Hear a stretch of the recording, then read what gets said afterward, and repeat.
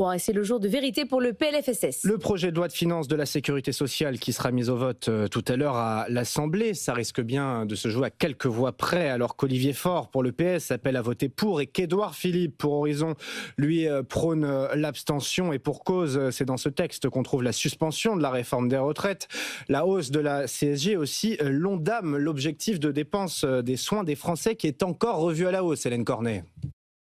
Définir une trajectoire des dépenses de santé pour 2026, un exercice d'autant plus difficile que les mesures d'économie sont ajoutées ou retirées au gré de la navette parlementaire. Dans le texte initial, le gouvernement tablait sur une hausse de l'Ondam de 1,6%, soit 270 milliards d'euros, avec un budget en progression de 2,4% pour l'hôpital et de 0,9% pour la médecine de ville. Le gouvernement serait prêt finalement à le relever jusqu'à 3%. D'après la ministre de la Santé, il a dû lâcher du lest pour trouver un compromis avec l'aile gauche des parlementaires, avec principalement l'abandon du doublement des franchises médicales qui devait rapporter plus de 2 milliards ou la suspension de la réforme des retraites. Médicaments et mutuelles fourniront donc le principal effort aux mesures d'économie, un effort de 4,6 milliards d'euros contre 7 milliards prévus initialement et qui risque d'être encore trop peu suffisant face à l'évolution dite naturelle des dépenses qui avoisine plutôt les 4%.